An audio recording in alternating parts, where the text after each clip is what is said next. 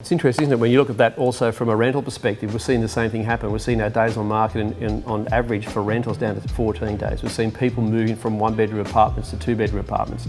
Seeing them move from smaller two-bedroom apartments to bigger two-bedroom apartments, or moving from apartments to houses. So it seems to me that space has been valued just as much as location now.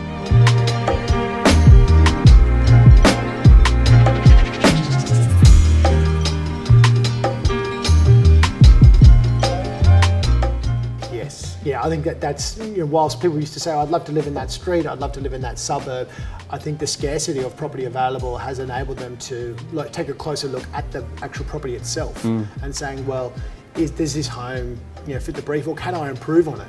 And that's really been the fascinating thing, and it'd be good to dive into average price ranges soon. Yeah. Because I think we're seeing more people who are staying at home are improving their homes, and that's putting, again, a different bit of a skew on that average sale price. It really has, hasn't it? We're about to launch our Insights report for 2020 in the next couple of weeks. And one of the big findings in that is that the median price on the Northern Beaches in our area of operation, which is from bridge to bridge, it's the Spit Bridge to the Narrabeen Bridge, is our primary area of operation. We've seen the median price for a house increase 82% over the last 10 years, but an apartment has been 67%. Can you explain why that would be? Yeah, it's a fascinating statistic, because a lot of people who are moving into their homes, we're starting to see more people who are looking at that granny flat option. We're also seeing more people with generational living, and now this year it's the home office. Yeah. So people who don't have that space, they're trying to create that space, and that's partly driven by the fact that moving is so damn expensive. To pay the stamp duty of what it costs to make that decision, you can't flip houses like you can in New Zealand, for example, because the taxes here are so high. Yeah. So we're seeing more people who are saying, if I can't stay in the area, if I can't create what I want here in my house, then yes, I'll move. But if I can stay, and I'll give you an example. Take, for example, a little cottage in Freshwater for $2 million. Yep.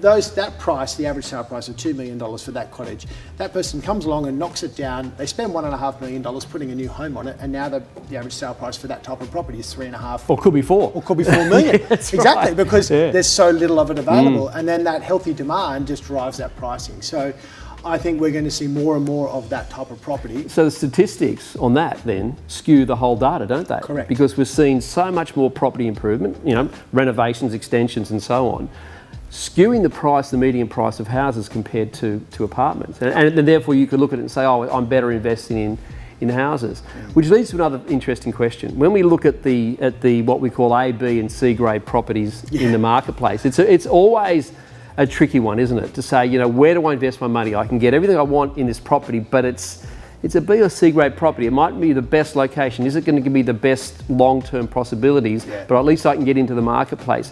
What's your thinking on that sort of approach? Yeah, and a lot of owners ring up and say, well, Andrew, why hasn't my property grown like the 82% in 10 years, like everyone else?